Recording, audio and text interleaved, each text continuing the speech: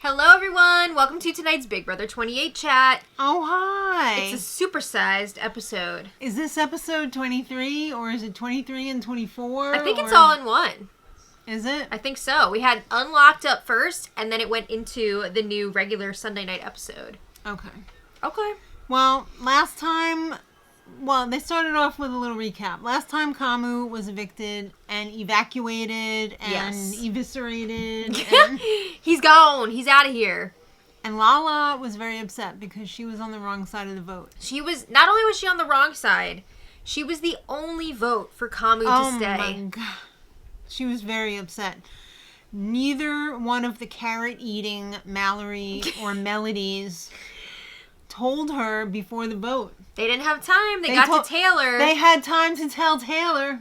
I mean, they could have divided and conquered. Exactly. There's two of them, but they share a brain. Well, they told Taylor. They did not get to tell Lala or Yash ahead of time, so they were both blindsided. I mean, it didn't matter so much for Yash because they just wanted to he wasn't voting. They wanted to save face with him. Right. And Drew and Barrett had told them, you can blame it on us.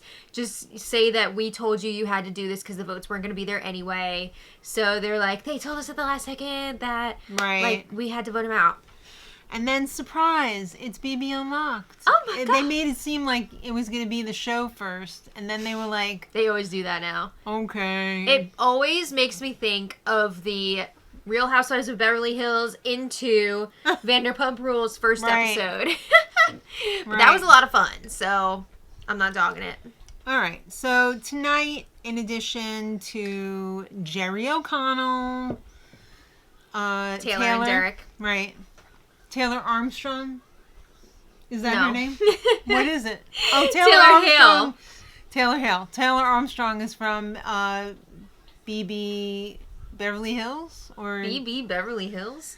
No. Are you talking about Housewives? Housewives, yeah. Ma'am, where is your dirty soda? I think you need a few sips. I don't know. It's been a very long day today. I'm pretty sure Taylor Armstrong, you're right, is from Beverly Hills, original cast. Right. Mm-hmm. Where's your dirty soda? Mine's right here. Well, you better start drinking. I am. All right.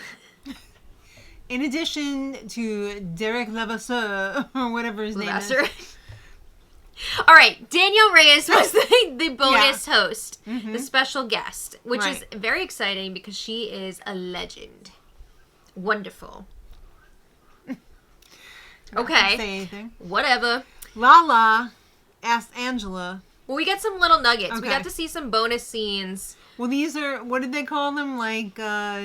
Never before seen or lost scenes? I don't remember the term for it. But it's basically stuff that they couldn't fit on the show that's still super entertaining. I mean, we saw this on the feeds, though, didn't we? We did. Yes. So Lala asks Angela if she's working with D. And she was aggressive. Really, I wouldn't say aggressive, but she was really asking some questions that maybe Angela didn't feel super comfortable answering about her game. And Taylor was in the room at the time, and she was like, Lala, you cannot ask someone that. Because she was like, well, are you working with D? How closely would you say you're working with D?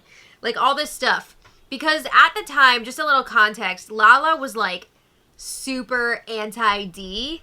Mm-hmm. And she was trying to tell Angela, you shouldn't be working with D because she's going to tank your game. She's a liar. You shouldn't be working with her. So after this conversation was over, Taylor gave Lala a talking to. They had a little whisper fight. It was a whisper-yell fight. It was a whisper argument. I love a whisper argument. But I don't. Taylor was like, you can't be saying stuff like that. It's too much. So then Taylor went up to the HOH room and was telling Yash about it. She was telling a few people what had happened.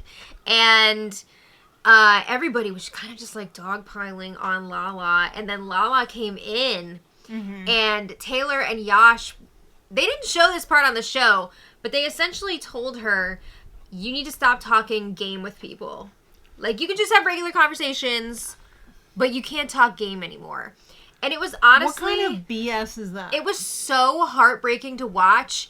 And I think knowing that gives a little more context why Taylor was crying in the diary room, feeling guilty for telling Lala to, not be herself. Mm-hmm. Because, like, you need to know that other part for that to really make sense. Because it was brutal watching the way that they were talking to Lala that night. Yeah. It was really rough. That's not cool. Yeah. All right, so next scene that was apparently not on the show. Yeah, this didn't make the cut. Lala apologizes to Haley, and Haley is a total horse's ass to her. Yeah. This was after Lala's HOH week. Mm-hmm. And Haley had survived because she won the blockbuster that week. Great. And she did, right? Yeah. Yeah. Okay. I couldn't remember if they voted to keep her or she Yeah, won the this was the blockbuster. little throw your softball up on top of the grass mat. Thank you. So Lala is apologizing because she was kind of being a little awkward, a little standoffish with Haley. And it was very nice of her to apologize, but Haley was like, no, it's like too little too late. You were bullying me all week. I did not like the way she was talking to Lala. No. You mean with the microaggressions? Mm-hmm. Yeah. So that was really nasty. I can't believe that Haley actually thinks Lala was bullying her all week. She also thought that she's had a rough 6 weeks in the game. So, I mean, like, she's delusional. Her view of the game has been a lot different than everyone else's, so Yeah. I guess I shouldn't be that surprised, but... No, you shouldn't be surprised, but it's still surprising.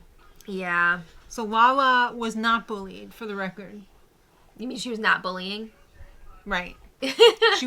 Haley was not bullied. Yeah. I mean, they went back and forth calling each other bullies. I don't think anybody was, like, bullied like that week. No. All right. Okay, let's talk about the Wonder Twins, Mallory and Melody. So we got to see a little bit... PQ and OD. Yeah, that's true. PQ and OD. OD. So we got to see a bit of their... Talk with Drew the night before Kamu's eviction. We're thinking of keeping Kamu. Did you feel like Drew in that moment? Just thinking like, what the F are you talking Yes. about? Are you joking right now? You want to Yes. keep Kamu? After he put you up on the block and you said that you hated him and now you want to keep him over somebody else that you hate? I mean, not even to mention, like, he's one of, if not the strongest competitors in the house. Good at, like, multiple disciplines of competitions. Social game off the charts. Like... Plus, you just spent the last 2.5 days saying that you were going to get rid of him. Yeah, they were really hung up on the Mosh Pit Alliance and whether or not they could trust it. And they're like, oh, you know, we don't trust Devins. The Icons aren't going to want to take us to the Final 7. That's fine. Mm-hmm. Make this move first. Take out the threat. Yeah. And then you could do whatever you want. But they were really, like, stuck on that. So when they say Final 7, do they mean jury? Well, they mean because there were 7 people in the mosh pit. Oh, okay. Yeah. So that's what that was. But, these girls don't want to do any work. Drew had to talk them out of it because he was like, this is insane. Are they going to take us? Why don't you get there on your own? Right? Yeah. All right. So then it was time for Kamu's interview. He did the best he could with what he was working with. I mean, who knows what would have happened if he didn't get taken out by the Diamond Power Veto? Because, like, who was going to shake the shot, you know? Yeah. I guess, like... Because he had Haley wrapped around his finger, even though he took multiple dumps on her. He did, yeah. Then they forced him to watch a supercut of his downfall, including him walking in on the Mosh Pit Alliance being formed and not having a clue what was going on. I can't imagine, like, seeing that after the fact and being like, oh my god, I was there. Yes. You know, you were right there. Yep. It's crazy. Then Jerry made Kamu fight him. And this was really uncomfortable and weird. It was kind of weird. Jerry has been providing a lot of weird moments on these shows, like hair touching, the fighting. Do you think he actually has a white belt in karate? I think it's possible. Well, why did he fall down like a possum then? I don't know. Is that like a move? I don't know. I don't think so.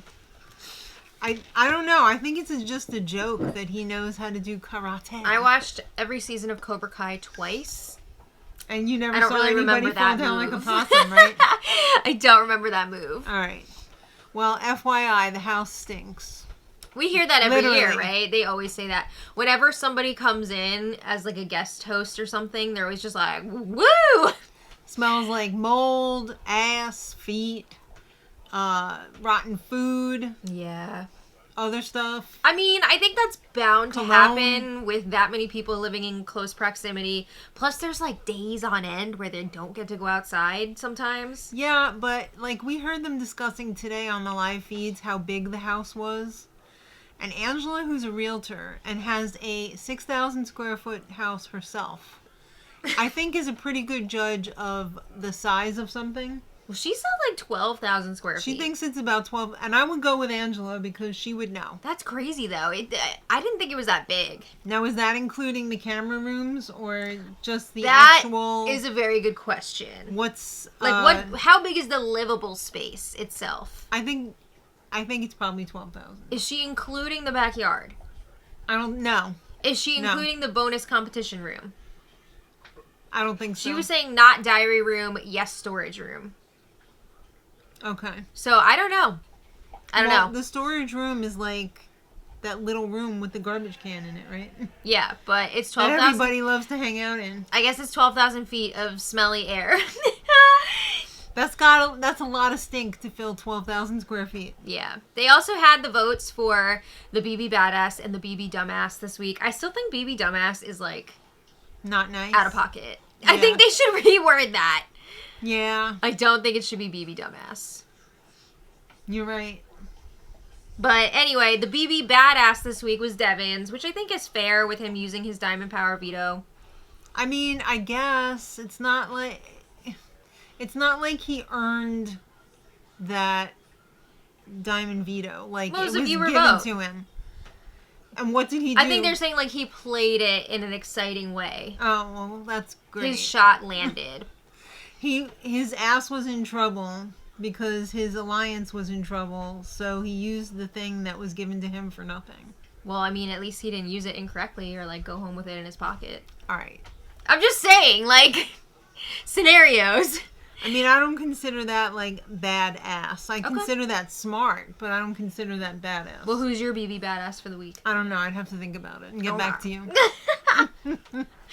Well, the BB Dumbass, they voted for Yash. I don't think he was a dumbass. No, I mean, he was set to have like a pretty good week, and he had no control over No. the Diamond Power veto. So, like the hosts, I agree with the hosts. Like there was nothing he could do about that really, except for like not putting D up in the first place. But yeah, I don't think he was a dumbass. do you have a dumbass of the week? I'd have to think about that and get back to you at a later time. Okay, that's fair. Do you? Off the top of my head, I'm trying to, because I'm getting all muddled up with this week, which we're already like deep into, even though it's only been a few days. There's been so much happening. Yeah. I'm trying to think back to like last week who it would be. I mean, I think we could stretch Chuck Oh, for 2 I have weeks. people. I mean, he was evicted since Since the last yeah, right. unlock. So he I would didn't say get an Chuck. interview. No. Oh. Oh, no, wait, he didn't he? Was he on the last one? I don't remember. I don't remember either, and I don't care. Yeah. I think he might have been. My dumbasses would be Melody and Mallory. Yeah. Because they, like, really openly, basically, were going back and forth on this vote. Mm-hmm. Poorly playing the middle. Like, they handled it very poorly. And, They spent a lot of time on the wrong side of the house. Yeah, so that would be my choice. But Yeah. let us know in the comments what you think. Chuck or them. Okay. Or both. Or all. Yeah, I would say also Chuck, if we're including him. Yeah. All right. Then they had the BB Creator Corner. Well, we had the family segment. Oh, right, Dee's right, family right. and friends. What I wanted... Yeah, it was great. I thought it was fun. It was a lot of fun, but where the hell were her dogs? I know. I was Where were so the hoping dogs? we were going to get to see her dogs. Are they in air jail or what? Because she has like 4 dogs. I wanted to see the Chihuahuas. I know. I'm a Chihuahua stan. Yeah. So her family and friends, though, lovely, amazing. Yeah. She's got a beautiful life. She does. What is she wasting time on this stupid show for? She loves gaming. What are you doing stupid stuff for? All right, so then it was time for the BB Creator Corner. Meh. One of my favorite... You're so, like, bleh tonight. I think you need to go to sleep. No. One of my favorite ones, and I remember seeing this online. I have to suffer some more. No. The one about, like, when the feeds go down, like, right before an important conversation. Yeah. Or they'll, like, switch it to someone just, like, eating. Cut the feeds. That was very funny to me. I love that one. What was the other one? There was one that was just like... Oh, where they're like interviewing... I'm on my way to the HOH room, or I'm so pissed that blah, blah, blah. Sure. All right. The first one was funnier than the second one. Yeah, the first one was my fave for sure. But I mean, they were a lot of fun. Then, totally useless, Rome and Lyric hooking up. Rome and Lyric are both evicted, but damn it, these producers are going to get this showmance on the show. Dad, he's gonna pork her right in the car. He couldn't wait. No. The minute he got off the airplane, he's already in the car, and she's just like, stop. So I don't follow either of them, but they're in my algorithm. So I just randomly saw that Rome had posted, I guess Lyric was like performing somewhere, like singing. Oh, I saw that. And he was like, my girlfriend's so talented. So I'm happy that they found each other, and I wish them well for sure. But I don't need to see this showmance on TV. But I'm getting Catherine and Riley from last season, where every time she hugged him, she would be like looking in the mirror. I mean, I do think that they're definitely taking advantage of the social media of it all. The 15 minutes of showman's time? Yes, absolutely. But I wish them happiness. Good for them. Yeah. Okay, so then we got a little chit chat with Paul from seasons 18 and 19. Most of the time when... also recent House of Villains contestant. Yes. Also loser. What a season. You did not win that show. No, but it was a lot of fun. Most of the time... when you see somebody in real life, you're like, oh, you look so big on the show and you're so small in real life. So tiny. He looks small on the show. What's he going to look like in real life? He's tiny. He really is. He just seems so much bigger. Maybe because his personality is so big. He does have a very large personality. But he also has a very interesting perspective because he has been on this show as both a newbie and a vet. Good for him. Yeah, so he was able to offer some perspective on that, which was interesting. Which was about 10 words. You think they were like, I want you to answer this question. I want you to get 10 words to me on a piece of paper by the end of the day, and that's what we'll use for this. I mean, maybe. I think so. All right. So then we got to see an update on the... You think they were given the questions in advance?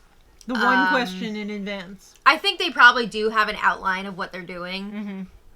And then they maybe improv a little bit, but I would say they probably don't stray very far from the outline. Right.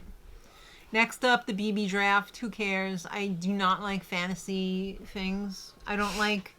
I sound like such a bitch tonight. You're a lot tonight. But this is all the time. Oh, no. I don't like the fantasy, like, oh, I'm going to pick this person, like, I don't know. I think the draft is fun, but, like, I'm not going to dwell on it too long. It's a waste of time. Because it never happened.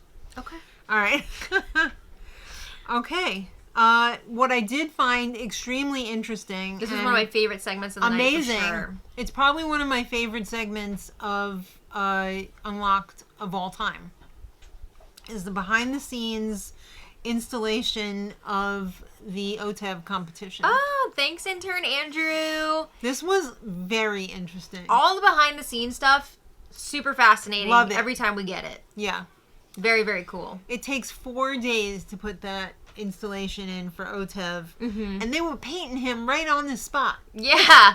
It's always amazing to see what the competition designers come up with and set designers. But, like, seeing the different stages of it being put together just really, like, puts it in perspective, the different layers of building the little swimming pools. Yeah. And then the actual OTEV guy and painting him. There's a lot to think about. The slime tubes. The set decorators coming in and putting in all the little final touches, all the little Easter eggs. The little UFOs. The squirrel, Yeah, Benny. Has Benny been on this season? I hope so. I feel like he hasn't. Oh. I mean, we still have Louise the cat. Yes. But I want Benny the squirrel as well. I hope nobody walked off with him. You never know. All right, well... But that was awesome. Yeah. Drew won the time capsule. We'll talk more about that in a bit. All right. But now, it's time to talk about the actual episode. It's time for the show again. So I feel like they used the same recap from the beginning of the... Yeah, there was a lot of overlap footage for sure from Unlocked about the aftermath, the immediate aftermath following Kamu's eviction. Right. We know Lala was upset because she was left out of the vote. The votes weren't there. We couldn't tell you. Yeah, she was really going through it. She felt stupid. Really stupid.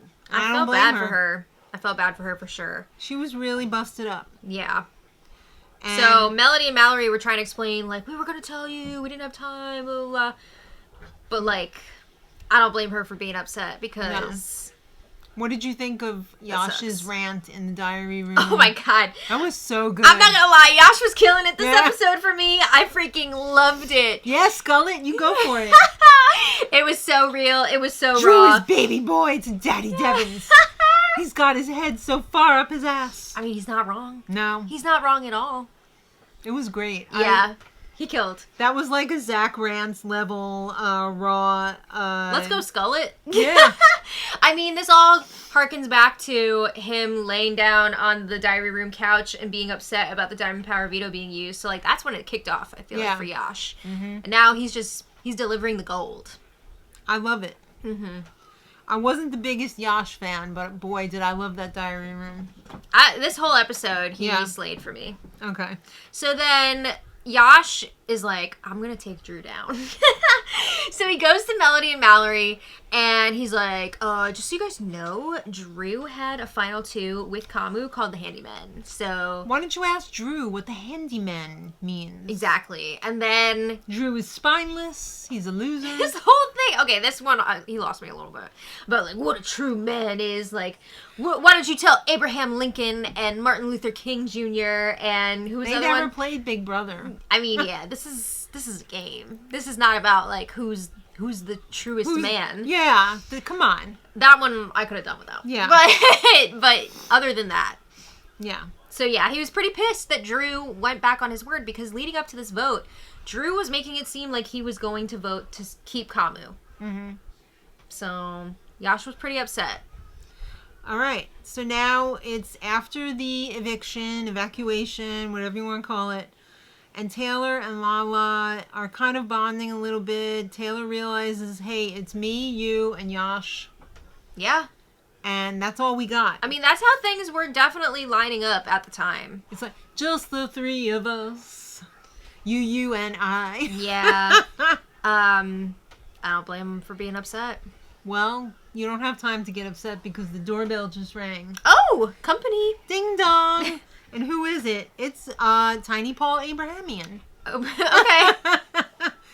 And he says, hi, friendship, whatever. I'm here to host the HOH comp. We're going back to my favorite era, the 800s. At first I thought he meant like the 1800s, but I was like, wait, did he say 800s? Yeah.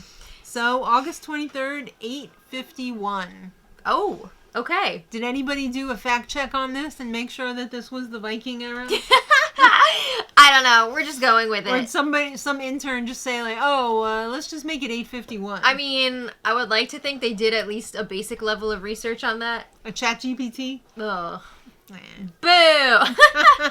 All right, so it is a Viking theme, and it's the balance beam. But Paul was the only one who had a Viking costume on. Yeah, I mean, I think they probably didn't want to like throw off people's balance with costumes. We just found out today on our Jeopardy calendar that the horns on the Viking helmets were made up. It's not historically accurate. No, it's not. At least not for battle. Maybe as a decorative... As a party? As outfit. A party hat? Like for ceremonies and stuff, maybe. Maybe. Maybe, but not for battle. All right, well, it's the balance beam comp. Yay! I always look forward to this one. Yeah, this is a lot of fun. Were the different balance beams like varying widths, or was it just the length? I think it was the length. I think they were all the same width. Because I know in the past they've had like super skinny and, you know, a little bit cushioned or whatever. Yeah, I think these were all the same, and then there was those little platforms that they had to walk on. Right. To get to 2 of the different buttons. Right. But this competition was called Norse by Northwest, which I love that title. It was a lot of fun. It is. And obviously, if you fall off, you have to start over. So when you start, you hit the thing to start the clock. You got to hit all the different buzzers, and you can take whatever path you want. Yeah. And then you have to buzz back in at the end. Mm-hmm. So it's basically like the Price is Right wheel at the end, where like if you make it, you get to stand under the thing. Yeah. But if you go above the time limit, like you don't have to finish. Like if you get, you know, if you go over the time, you're done. You don't get to finish your run. Exactly. Mm-hmm. So up first was Haley, and she fell. She was doing okay, but then she fell. And then I was like, oh, well, like, there's no way this is going to stand. Because, like, she fell. This record will not stand. But then, like, okay, so Angela did not beat her. Angela was going slow as hell. Yeah, she was taking her time. Drew did beat Haley's time. And Angela did fall also. Yeah, Drew only beat Haley's time by, like, 1 or 2 seconds. Yeah. But, like, I don't think he fell unless we just didn't see it. So, like, he was just going slow. He must have gone a lot slower for Haley to only be off by like a second or 2 when she did fall. Right. So that was interesting to me. So now Drew's in the lead. Lala fell a lot. Her balance is not what it used to be. Oh, menopause. So sorry. I fall all the time. Taylor was pretty close, but she couldn't get it done. She fell a lot too. Not a lot. More than once. Did she even fall once? I think so. I don't know about that. No, you're right. Lala fell a lot. That spilled over into the next line. Oh, okay. Yeah, I don't think Taylor fell. She just was going a little slower. Dee freaking powered through this. She went fast. And she did not fall. She was making me nervous. 50 seconds. Mallory was up next. She did not fall, but she basically missed out by like 1 second. Now, everybody online was saying that she threw this. I don't remember her saying outright that she threw it. So I know going into this, both Melody and Mallory were kind of like, I don't really want to win this. Like, she didn't want to show her hand. They don't want to show their hand, and they don't want Yash, Taylor, Lala to be going up on the block. But like, you could win HOH and not put them up. But then they'd have to put up like icons or something. So this is what happens when you're wishy-washy about winning competitions. You have no control over what happens. Devins went next, and he was a friggin' mess. He almost took out one of the buzzers. Yeah. What the hell? Because he was like so he was like falling into them and bracing himself with them, but they were like, bleh. That was sloppy. Yeah. Then Barrett went. He was the one who said he didn't want to win. Straight up threw it, for sure. Which is disappointing. He probably could have beat Dee because he's super tall. And he's got that super tall stride, and it seemed like he had pretty great balance. You have the longer stride when you're tall, but your center of gravity is also higher. True. So there's trade-offs. There's definitely trade-offs. Yeah. But I was really disappointed in him for throwing this. I feel like he hasn't really been doing much this whole game. Oh. And we're like deep into it now. Yeah. Melody... Come on. Is this girl going to win anything? I mean, she was another one who was like, if I don't win, it's like not a big deal. Because like, do I really want to win this? Yes, you should want to win this. She's a slacker, I feel like. And that annoys me. All right. Well, Dee ended up winning HOH. Nobody could beat her time. Oh, what's she going to do with it? What's she going to do? She's going to cause Is she going to make a big mistake? Probably. All right. Well, going into it, it made sense because she was like, all right, well, Yash is going to be my target. Yeah. She's thinking about putting up Lala and Taylor with Yash. See, this is smart moves. Well, there was also the consideration, like, maybe I backdoor Yash, but then she didn't want to put up Haley because she's trying to rebuild with Haley. To do what? Well, Haley's a target in front of her. Why would you want to rebuild with Haley, though? Because Haley is never going to come around and protect you. I think she would choose the icons over, like, Taylor, Lala, Yash. I don't know. She's not really with them. She was connected to them via Kamu, but now that Kamu's gone, that line has been broken. I mean, I get it. It makes logical sense to go after Josh, Taylor, Lala, for sure.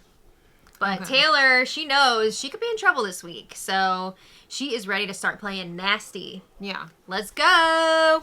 So Lala, she has her one-on-one with Dee. Yes. And she said, I only wanted Devins out. Right. Because I didn't want you out. Dee was saying, like, I heard that you wanted me to go. And we get the flashback to Lala's, her now infamous anti-icon summit from her HOH week. When she was saying, like, we got to take out 2 icons before jury starts. Oh. And it definitely seemed like she was pushing for Devins and Dee, not Angela. So she kept saying, like, icons, icons, icons. Dee is included in that, for sure. Yeah. So, yeah, I mean, also, just the week before, she was super anti-Dee. So, yeah, she wanted Dee out. But she's like, no, I never said that. Like, I only wanted Devins out. Well, she also said that Drew and Barrett are shady. Yeah, she's saying they were in that meeting as well, and they were saying that they wanted the icons out. Mm-hmm. Well, actually, she said Barrett not as much. She said Barrett was in the room, but Barrett she said is non-committal. Barrett is like a little fart in a spacesuit. He's there, and you know it, but like you can't really do much with it. Okay, but she said Drew, Melody, Mallory, they were all saying your name. Right. So then Dee talks to Yash, and Yash... He's like, you know what? I'm lying, and I don't give a shit. I'm doing it. And I was like, yes, let's go. All right. Drew and Barrett are sus. That's what he said. He is throwing Drew under the bus hard. She's not going to turn against Barrett. So she totally Barrett is her baby boy. Yeah, so... As Drew is Devin's baby boy. I would still say, like, yeah, because, like, it's the father-son boy thing. Is Barrett. Yeah, Barrett. Barrett. For sure. Like, Dee is not planning on cutting Barrett loose anytime soon. Because she knows he would take her to the end. Yes. And she would win against him. Way. Yeah. So, Yash... specifically, though, is really trying to throw Drew under the bus. He's like, screw him. It's not difficult, though, because, I mean, he belongs under that bus. Yeah. In some ways. Yeah. The proverbial bus. Right. Let's not get it twisted. Just want to put that out there. Yeah. But Yash is like, yeah, he was the reason that you were up on the block last week, which is not true. But again, Yash is doing what he needs to do here. Hey, he's like a rat. He's got to survive. Yeah. So then Dee has an idea. She's like, you know what? I still got this bribe available. So she's telling Devins and Angela, what if I try to bribe Yash again? Mm-hmm. But this time, the deal is he's going to get the $5,000 if he agrees to keep all 3 of us off the block safe for the next HOH that he wins. Oh. So he wouldn't be able to put them up at all. No initial nom, no renom. Oh. As long as it mathematically makes sense. Now, it's important that we heard that. Because if he doesn't win HOH again until we're down to, like, really late in the game. 5. Yeah, where, like, he would have to put one of them up, then, like, he has to do it. Right. So, that's what that all meant. Mm-hmm. So, Dee breaks out that... the chip? That bribe coin. Where'd she pull that from? I think diary room. Oh, okay. It reminded me of, like, a Super Mario coin. Yeah. Ding, ding, ding. At least they put all the money into the coin and not that diamond veto. Yeah. That was bad. It wasn't great. So she presents the bribe, and Yash is like, all right, if I take this, I also want some agreements from you guys that if any of you win HOH, I'm not going to go up. Right. Now, the important thing to remember here is that it's not going to be binding on the icon's end. Right. So they can say, like, yeah, we're not going to put you up. They can lie. But they can lie. Because, like, Yash is the only one... who's in the deal. Yeah, who has to follow through on his end of the bargain. Because he's the one getting the money. What he demanded was only speculative. Yeah. It doesn't matter towards the bribe. Are you surprised that he took the bribe? No. No? I mean, Dee was also like, basically, if you don't take the bribe, I'm putting you up, and the votes are there to take you out. Yeah. So he knows his back is against the wall right now. I'm surprised she didn't want to keep the money in the family and say to Devins, if you use the And the Diamond Power veto on me, I'll give you my... Well, he was angling for that, for sure. But Dee was like, you know what? Let's, like, hold on to it just in case there's a situation where we can use it. And it definitely seems like it paid off for her. Did it?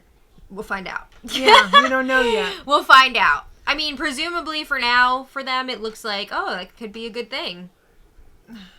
Maybe. All right, so it's time for the BB time capsule. And no, it's not. No, it's definitely not. Mosh pit meeting. It's time for the insanity, because also during that conversation with Yash, he continued to throw Drew under the bus. Yes. And like, he's got nothing to lose now. Yeah, he thinks he could be going up. He was really pushing that Drew was like the cause of all of these problems, basically. Like, he was the reason you were up. He was targeting you. Not me, the guy that put you up. Yeah, he's wrong. Oh. He's straight up lying. Like, Drew was a part of those conversations, but Kamu was pushing for D. Yash is the one who put her up. Yeah. So, yeah, he's lying. Okay. So, she wants everyone to spill. She wants everyone to air out the... well, specifically the mosh pit. The mosh pit, yeah. Yeah, she wants to hold this mosh pit meeting.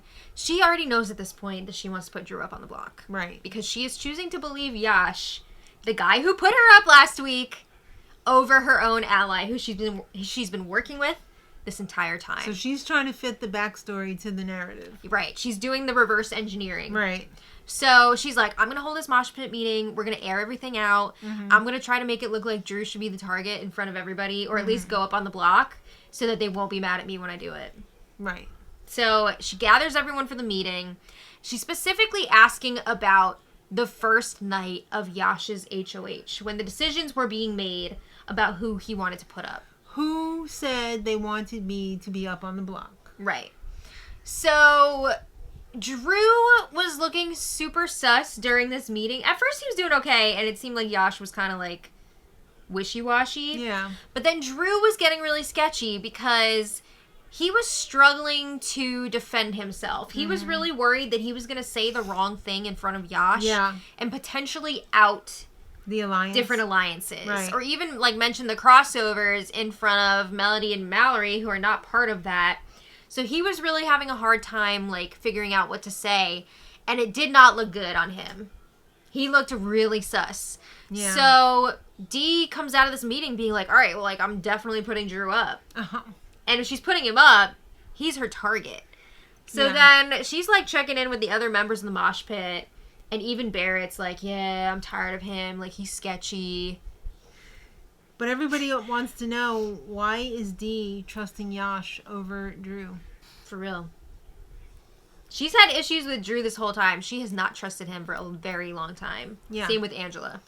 But then we have the BB time capsule. Oh, yes. And it's Drew. Right. Like we said before. So he goes in there. He's spinning around. Excuse me, before we say what happened, didn't Devins spend an extended amount of time telling Drew how to beat this thing? Yeah, and he did. He got a power. Oh, but he couldn't see what it was. Yeah, you just see the number. So he got a power. Yeah. But it wasn't great. He did not get the coin flip. That would have been amazing. He did not get the coin of destiny. He did also not get the red unitard. No. Which I think is such a waste. I hope they recycle that. I hope they bring that out for the prizes and punishments, Vito. Yeah. Hopefully they're still doing that. No, he got the extremely lame never a have not. Definitely the weakest of the powers. Plus, the have-nots are already half over. I mean, yeah, there's probably not much left. But he can't be a have-not for the rest of the season. I'm curious if this one is transferable. Could you use this as a bribe? I'm going to say no. Yeah, probably not. Yeah. So, Drew goes to Dee, and he's like, yeah. And even though he got a lame power, he's hoping he can use this to show his allies that he's really with them. So he goes and talks to Dee, and he's like, I got a surprise for you. He lets her know he got a power.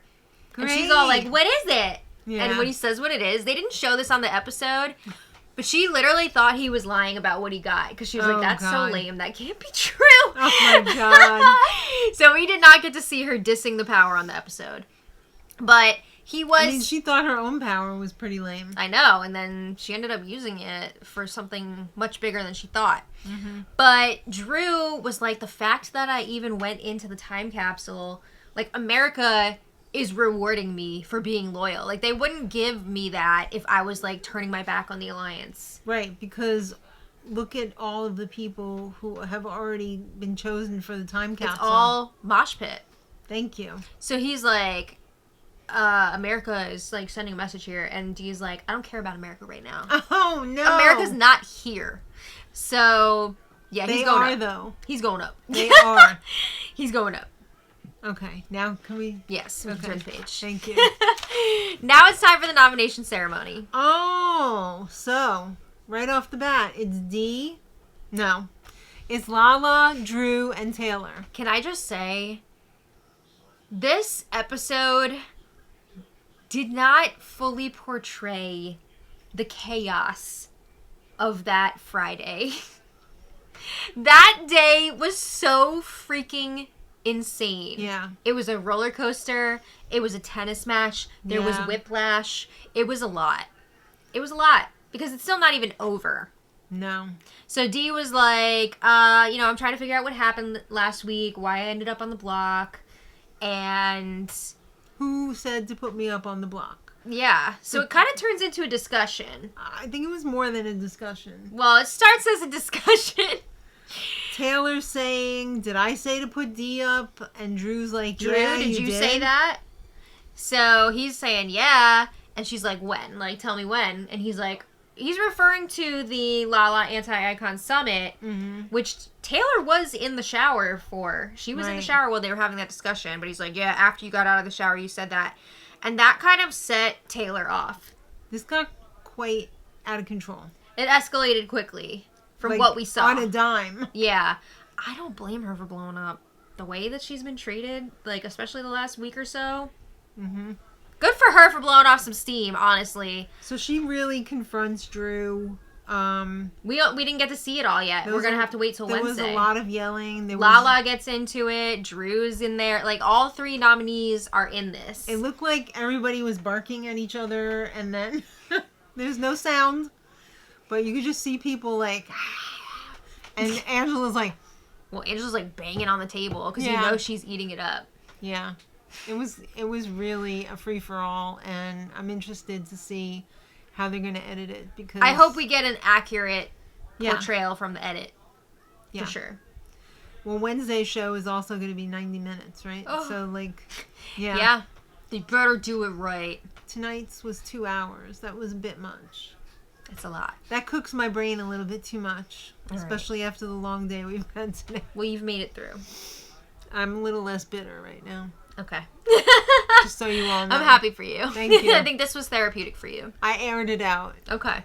So, thank you all so much for watching. We hope you enjoyed this. Please leave your thoughts in the comments on the episode. And I'll see you tomorrow. Yeah. I'll see you tomorrow for a spoiler live stream. Good for you. I'm scared. There's been a lot happening this weekend. Yeah, you're gonna have to get right to work. All right. Thanks, guys. See you tomorrow. And until next time, much love. Bye, everybody.